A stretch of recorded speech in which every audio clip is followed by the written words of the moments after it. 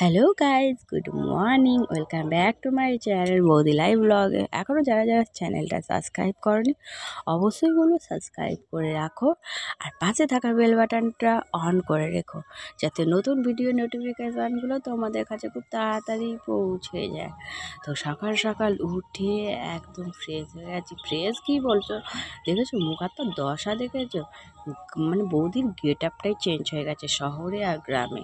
ওয়েদারটা একদমই ভালো না, আর আমার এই ওয়েদারটা শ্যুট করতে যে বছর সময় লাগবে আই ডোন্ট নো, বাট তবু অ্যাডজাস্ট করার চেষ্টা করি।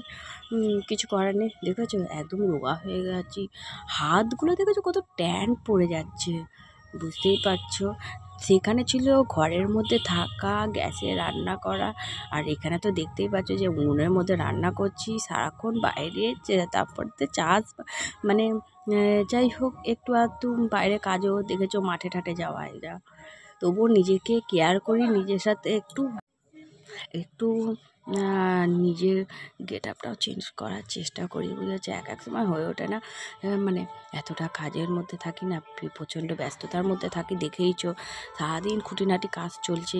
আর ওইখানে কি তবু শুয়ে বসে থাকা, তোমাদের দাদা বেরিয়ে যেত সকালবেলা, সে রাত্রেবেলায় আসতো, সারাক্ষণই ফাঁকা ফ্রি পেতাম, কিন্তু এইখানে তো সেইটা না, বলো না। তবুও চেষ্টা করি, বুঝেছো।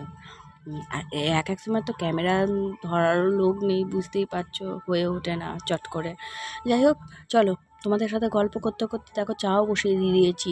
এখানে গরম গরম দেখলেই তো, এক হাঁড়ি দুধ ছিল, দুধ শুধুমাত্র দুধের চা হচ্ছে। যারা যারা খেতে চাও অবশ্যই কমেন্টস করে জানিও, বুঝেছো। আর দেখি নতুন কিছু যদি পরিকল্পনা নেওয়ার চেষ্টা করছি, অবশ্যই তোমাদের সাথে শেয়ার করব, কারণ তোমাদের সাপোর্টেই আজকে আমি এত কিছু করতে পেরেছি। আমার ফ্যামিলি সাপোর্টে অশেষ অশেষ ধন্যবাদ তোমাদেরকে। চলো আজকে এই পর্যন্তই ব্লগটা রাখলাম।